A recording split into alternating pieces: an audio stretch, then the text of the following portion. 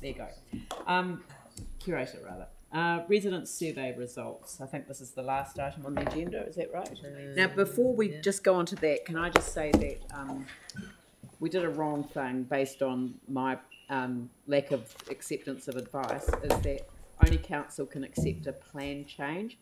So I'd like to move that we revisit the previous submission, the resolution, and say that an extraordinary council meeting will be held in conjunction with finance and performance. I'll probably set it for 2 o'clock or something like that, deal with this item and then move on. So I'll move that, seconded by Sarah, and and I'll put that motion. All those in favour say aye, those opposed say no. That's carried. Right, now I've even resolved correctly.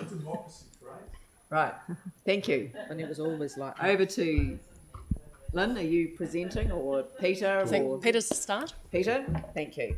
Take it as read? Nobody? Okay.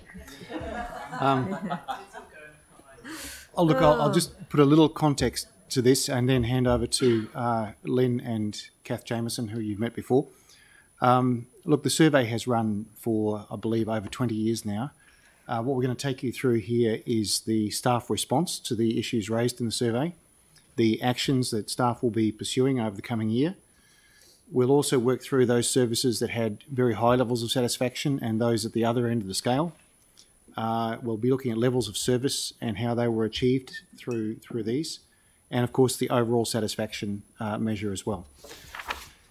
A little bit of quick background. There's a total of roughly 7,500 respondents this year. It's one of the largest surveys run in the city, if not the largest. There are 2 components, and I know you've heard this before, but bears stating. The general satisfaction survey takes you through things that pretty much everybody gets. Drinking water, roading, those kinds of things. Point of contact is for specific services like consenting, where you don't want to ask anybody off the street. You want to ask someone who's just had that experience. And that gives you a more accurate reflection of what's going on. So there's the general and there's the point of contact. There was also a booster survey run in order to get some of the more difficult demographics and get a bit more representation there. Of course, that's hard because they're by definition a little difficult to cover. So look, bearing in mind the timing of this afternoon, I might hand over to Lynn now, and then you'll hear from Kath about the detail. Cool, thank you, Peter. I think we're on to the next slide, if you don't mind.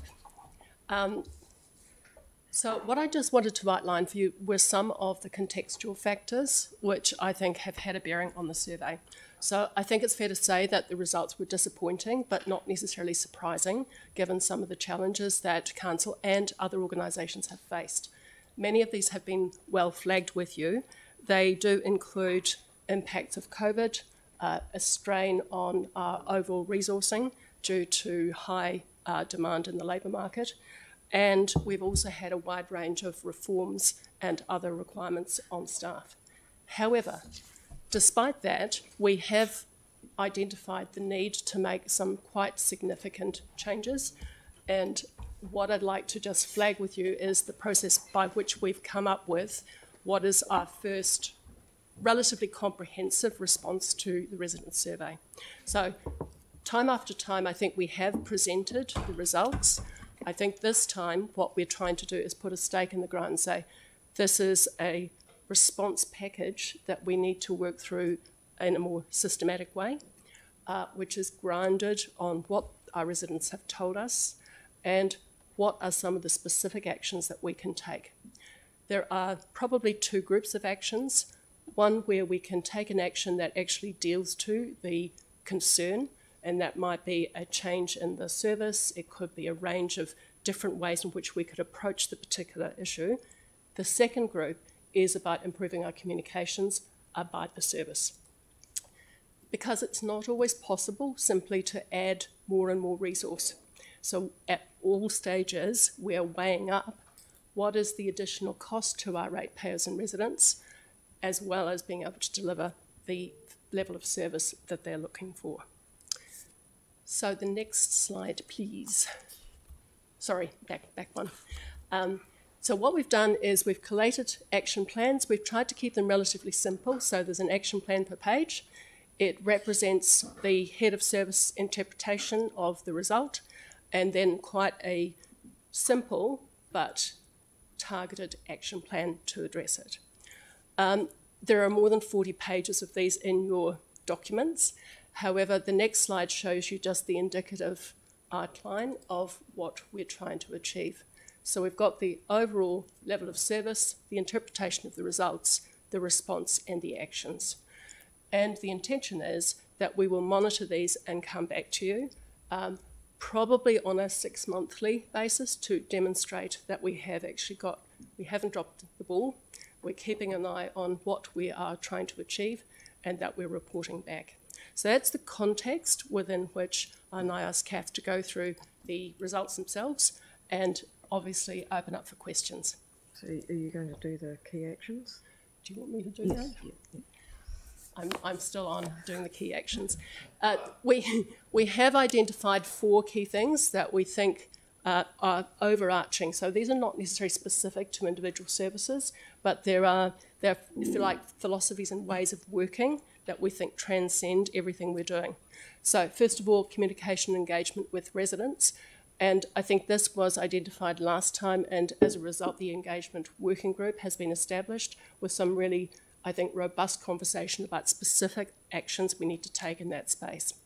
The next meeting will go through what we need to put in place in advance of the next LTP, for example.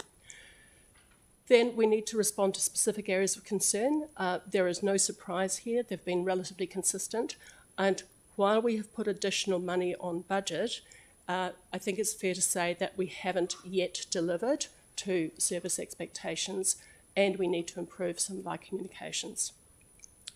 We do need to continue to focus on our levels of service, and some of this is also about, there will be a briefing next week on our customer service response and how we can improve the way in which we keep tabs on those service requests and communicate back to our communities. And finally, some of the most positive feedback in the survey has been about partnering and how we can work more closely with community groups, with environmental groups. And I think the message there is, let's keep on doing this and do it more and better, because it is a fantastic opportunity to work with our residents and really deliver enhanced value in a very cost-effective but also a really meaningful way. So back to you, Kath. Right, okay, so in terms of the results this year, you've got quite a bit of information that has been provided to you already.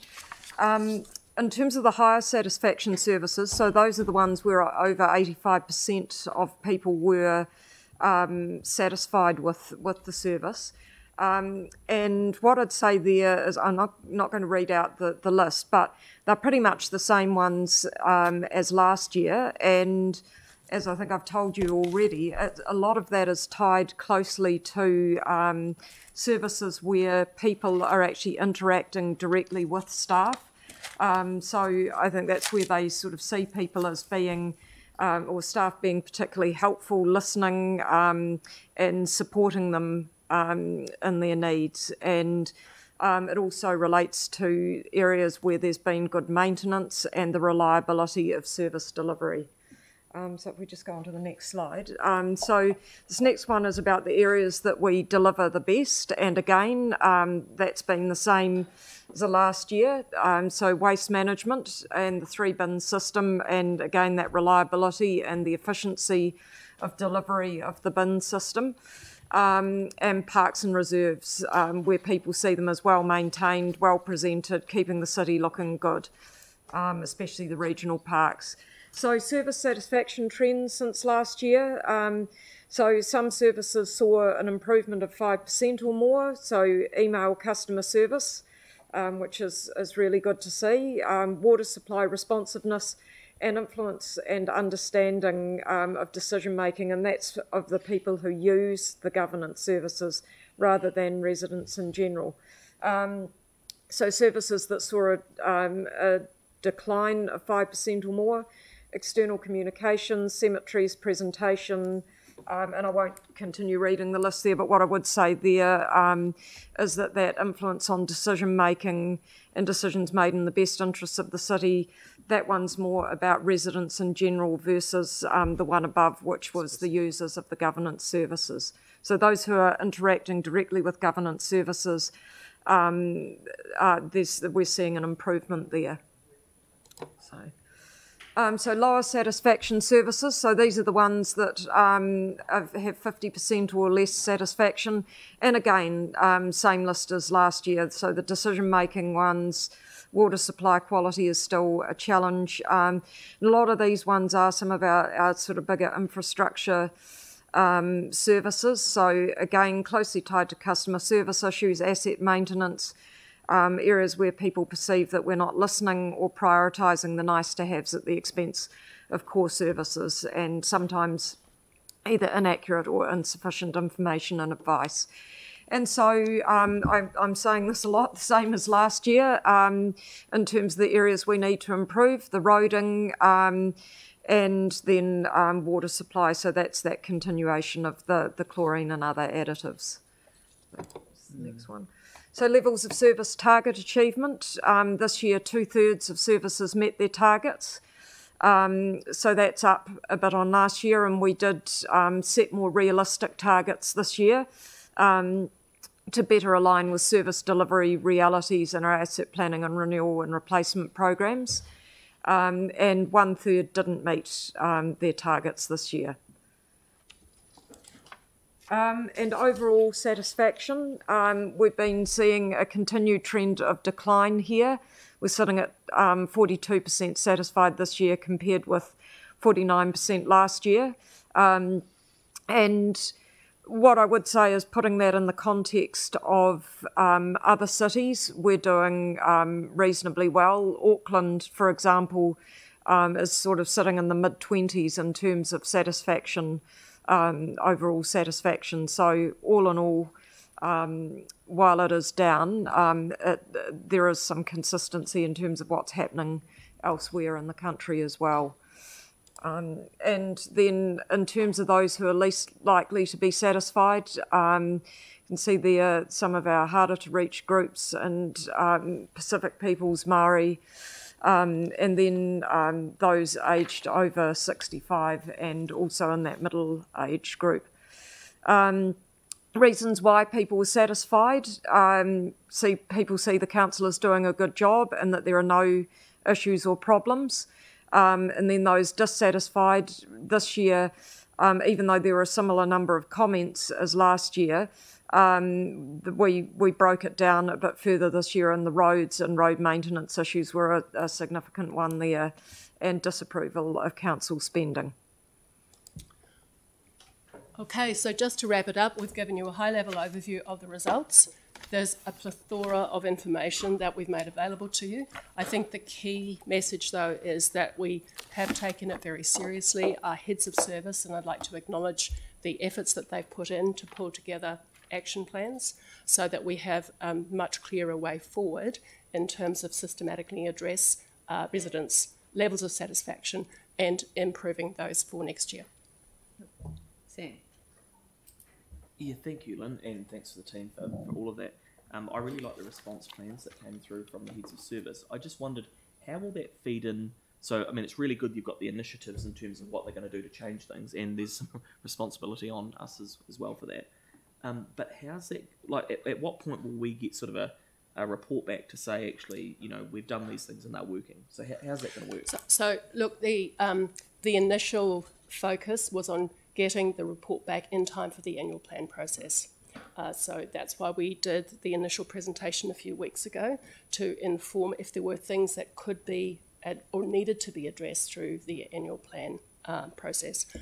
What I'm proposing, is subject to your feedback and views, is that we report in approximately 6 months' time to the new council when we've had a chance to put some of these actions in place.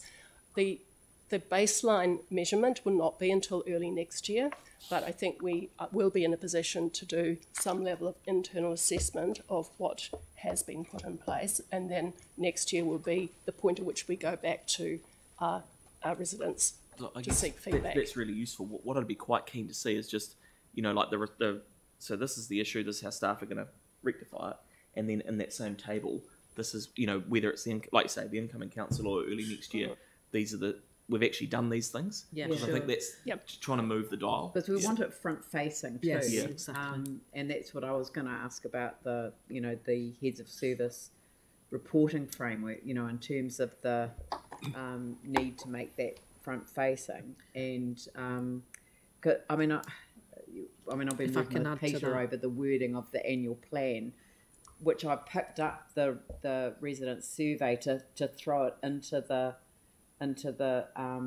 context of the annual plan, because councillors had a briefing on this quite a while ago, just so that it was always at front of mind when we were thinking about the things. And I think Mike raised the example earlier on where we've already put more money on budget because we've responded to last year's resident survey in relation to roads, well, actually the year before's as well. So there's been an increase in the volume of work that's being done in particular areas, but then there's also been a time of constraint because of COVID. So, but I think what Sam's trying to do is to set up a front-facing reporting function so that we as councillors or the future council can see the decisions that they make lined up with the expectations of the residents and whether they're being met or not, and then also the ability to adjust that and see the results of the investments they make. So there is a very simple response as far as I'm concerned. We have an F&P, assuming F&P is still around. We have a performance report into F&P, and that's where that should actually be reported. So it's in the package and in the round. Yeah. So I just wonder, which means heads of service also come at that point, if you recall, when we do those matters. So could we maybe in the resolution look at something, just a report back in 6 months? I don't want to create work, but I just think for something like this, it's actually about the accountability of the heads of service delivering what they've said, because there is the annual plan functions in the budget, but also the internal processes which are part of their responses. So perfectly comfortable with that, Sam, because that's what we will want to do anyway. Okay, great. The heads of are very used to coming back to you with public-facing comments and remedial actions. So, a lot of councils don't actually do it that way. No. So I would see it as an extension of the F&P report, that plain English, this is what we've achieved. Yeah, perfect. Yeah, but it'd be good if it's all spelled out, so, we can be really upfront, and like you say, and we usually are, which is, we haven't been able to do this, but we've been able to make these changes internally, or we're recommending in the next annual plan additional funding, like Mike said, on the roading and the like. So, The roading's a perfect example that Mike raised earlier. We put the figures from 2% to 6%. We've had our first year of delivery. Do we think we're going to shift the dial on roading when we were at the low levels that we were? No. And we've said we're moving from 20 years to 10 years delivery. It's a blinking long time. Yeah. And that's the challenge. We will not shift that dial until people can really see it all over the city. Yeah. That's and it's probably also 3 or 4 years the away. stuff that sits in behind it, like how we're changing the contract management stuff to deliver it more. So as much as it's the budget decisions, it's also what we've changed internally to deliver that. Yeah. But it's also, there's a mixture of responses. So one of the responses is the smoothness of the road, and the other negative is the amount of roadworks that that occur. And the traffic so cones at the same time that you're fixing it, you're actually creating another negative on your sort of feedback. So yeah. Is it okay to get some wording, Sam, around? Yeah, we've got request staff report back on the heads of service action plans in 6 months. To finance and performance. I mean, I think might as well. Yeah, I don't think that anyone's going to change that one. Jake. Look, you mentioned about the Auckland resident satisfaction survey. Do you know are the things that people are dissatisfied with and satisfied with in other cities, does that line up with here, probably except for Look, roading? I think they probably are reasonably consistent. Nothing that stood out to you in terms nothing of... specifically. I would imagine for individual councils it may be particular decisions that have been made that might also impact, but the general ones around dissatisfaction with spending, or they're probably fairly universal. Does roading come up in those Wellington ones? I'm not sure. I haven't seen specifically, but what I do know is roading has been an issue in Christchurch even pre-earthquakes. When I go back and look at, as Peter said, the resident survey's been running for well over 20 years now, actually since 1991. And if you look back even before the earthquakes, roading was one of the primary ones that people were mentioning. So while the issues have been exacerbated greatly since the earthquakes, it was always an issue for us here. Yeah. Chlorine probably sits in ours. Yes. It does skew ours because absolutely. Like in Auckland, people have had they were chlorine used to forever, it. So and I think we're that. But again, it's level of public expectation. And again, we've got to get that comms right so that people are understanding. What's actually happening. And I think that is a big part of how we deal with this is making sure that those expectations that people have match some of the realities that we face. Because sometimes there is a mismatch there, and it's about communicating really effectively. There's also a view, and I mean this is what I've picked up in my comments for the annual plan is that there's also a view that there are some things that are that people want them to be a particular way, and they don't think the council's done enough, but they don't understand that we can't, we can't direct an independent commissioner how to make a decision on a district plan change. We can't adjust changes. The Resource Management Act sets a whole stack of rules. So people don't understand. I mean, people are still saying that we allow water bottling companies to bottle our water. Well, we don't. We don't have anything to do with it. So we've got a lot of expectations to play, and sometimes when we're communicating as individual councillors, we don't all communicate in exactly the same way. We're not all singing from the same song sheet, are we? I do like the point in one of the spreadsheets about elected member induction and how we all have an input into how people feel about council. Jimmy, you have an important role to play. Okay, thank you. I just want to know regarding to those satisfaction survey percentage, particularly regarding to low percentage one, have any breakdown to each community board or each ward? Yes, those are available, and they're in the big tin can in the report. If that's true, like Lynn mentioned earlier, we would like to have the response package, specific action. Maybe one is possible, maybe like Sam mentioned earlier, need to consider increase the budget, because like roading, if still year by year, satisfaction, dissatisfaction, more high percentage, we need to consider whether those budget is sufficient or not, reprioritize, and also particular some specific area, year by year make a complaint, dissatisfaction, then we need to focus on the area, reprioritize. It's my recommendation. Yanni? Thank you. So I'm just kind of like wondering how confident we are in our asset management sort of assessment of condition, because I guess the thing that comes up, and if I take Ferry Road and Phillipstown as an example, when the concerns have been raised, the response back to the community was road condition good, footpath condition acceptable, curb and channel between 5% and 10% defects. This is low compared to other areas of the city that could be as high as 25%. But I guess for those of us that work in that community and have walked around that community and listened to the community, the perception is that it's actually a pretty unpleasant place. There's a myriad of things that are not being maintained. Cumulatively, it kind of adds up to a really depressing feel.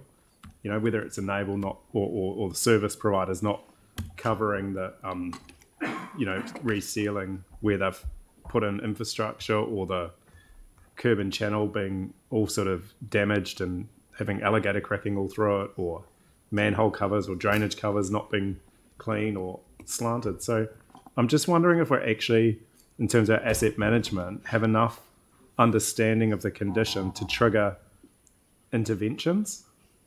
Because like that Phillipstown one's taken almost 2 years, still no resolution.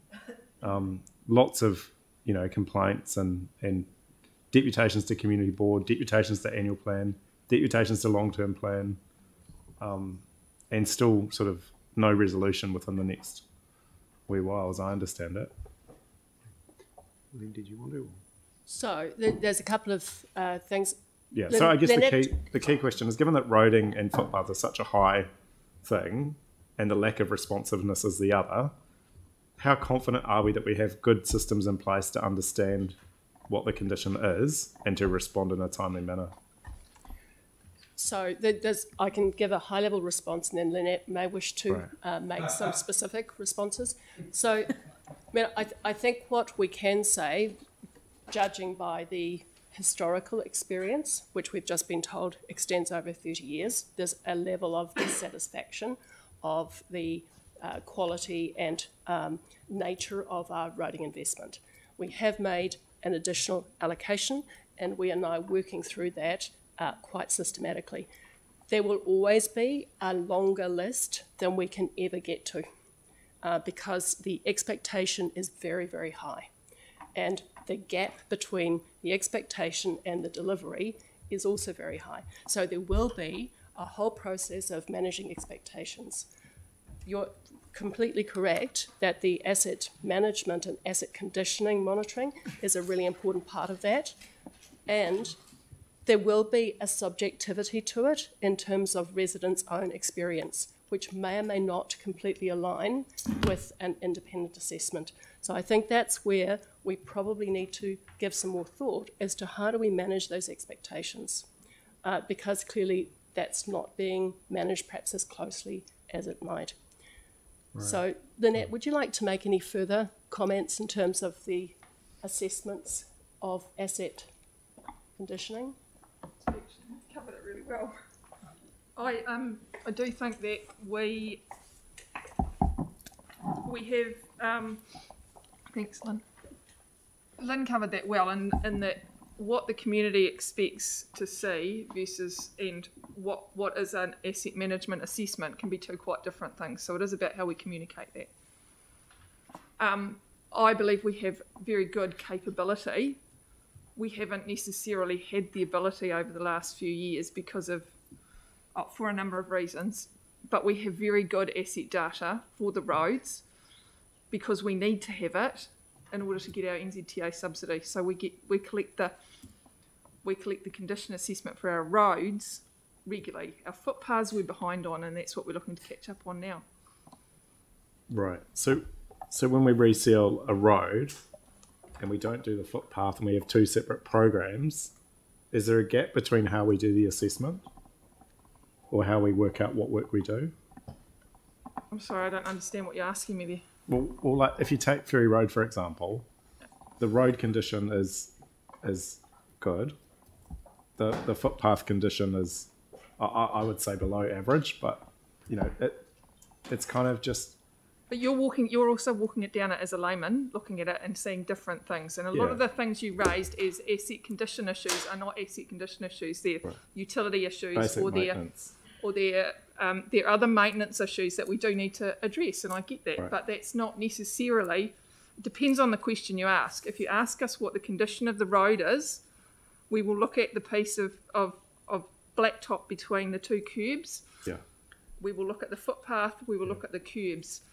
Ferry Road is quite different in the sense that it is covered dish down there, so there is we've got a different issue down there, but we have a range of issues across the city and we are trying to address them. We also had programs in place prior to the earthquakes that were looking to address some of the big issues, and they're just not there at the moment. So we're looking to rebuild all of that and working on it. Yeah, Yanni, I think that Lynette's been more than fair to come to the table on a resident survey report which covers the generic issues. You're diving into the specific. Right. And I think that the people of Christchurch really want us to lift our sights above absolutely. That So lifting and the look sights. at the generic issues. Yeah, so lifting the sights. So one of the things an idea that's been put forward previously, which I don't know how feasible it is, but one of the frustrations that people have is they continuously log CSRs, and closing the loop when the problem is sorted rather than passed on. We've raised this. So I just wondered. Lynn's going to give us an update on closing the loop. So on closing the loop, you've actually got a presentation scheduled for next Tuesday. Right, fantastic. Because we have absolutely taken on board your and other councillors' feedback and our own assessment of the customer experience. Yeah. And there is a program of work underway. We are partway through it. And from memory, we're aiming for the middle of July as being the end of the next staging post to improve the CSR follow-through. Yeah. So we will be able to give you more information next week. No. Yeah, oh, nearly as long. But the other thing someone suggested is, because what I'm seeing too is that people are getting fatigued of having to report. Yes. Shopping trolleys was another Yanni, one. we understand that. Well, that's we quite are different. not responsible for the shopping trolleys. You've raised it every single No, the time. board just raised it today. But all I was going to ask is, in terms of our smart technology. But what I'm trying to do, Yanni, is I'm trying to understand the big picture issues which relate to whether the council can operate in a different way where it can reach out to those that are responsible for those things. It isn't that the council is the doer; it's the council. That's what I was going to ask. So the two things that just to feed in terms of whether it's feasible. But one person's ideas that have been raised with me, for example, is we have rowers trucks that go around the entire city, waste collection trucks, every day that could capture data through, remotely through a camera around things like asset condition or maintenance issues that they could then be tracked. So I just wondered how much work, I know we're doing a lot of work in smart cities and I know we're reviewing that, whether that's something that we can, like how we could get that considered. That's something that you've tabled the question. Yeah, we can take that away. It isn't for answering the here and now. Right. It's how we can use our assets to provide better advice on condition assessment. I would like to acknowledge, though, Councillor Johansson, that you make a very good point in the sense that part of the overview, which is the 42% of, if you like, satisfaction, is very much informed by residents' own individual experience. Yes. So that's why you are correct that our customer service response is really important, because that informs that overall reputation. And if we get that wrong, then typically residents will have a less favourable view. So that's why we've prioritised putting more and better information management for those CSRs. What I'd like to do is just take those other comments, and as you were advised this morning, we are following up, say, on the shopping trolleys with Eastgate. So that we do take on board comments and feedback from councillors, from customers, from community boards, and ensure that they are followed up systematically. It may take longer than you might like, but we certainly do it. It's a bit like the presentation that we just heard on the stormwater catchment plan, management plan, where you can spend a lot of money at the bottom of the cliff trying to tidy up and fix the problems, but sometimes actually some regulation or some input in the top to stop the problem from happening in the first place can save a lot of money and be a lot more efficient. And the shopping trolley is a classic example. I know we're reviewing our waste management bylaw. The only other question I wanted to ask is if, when the engagement party comes back, and we've just done the community strategy implementation plan, we've had a memo, but we haven't really had a discussion. But what I take from these surveys is that you can see that people kind of want a more local response, in my sense. And I wondered if you're doing any work around increased service delivery at local service centres or through the local community boards, because that would seem maybe a way that we could do things in a more timely manner, in a more local manner, that could resolve things. Are reporting on the resident survey results. We've already had a request to feedback on the heads of service action plans in 6 months. And I think that... Well, except we've got the implementation plan happening now with the strengthened community strategy, and a number of these concerns were raised in that. So I'm going to suggest that in terms of delivery through local service centres and information, I think that should be picked up at the next working group meeting, because that's exactly how councillors have determined that we're going to address those issues, and we can certainly follow that up at that point. Thank you. Thank you. All right.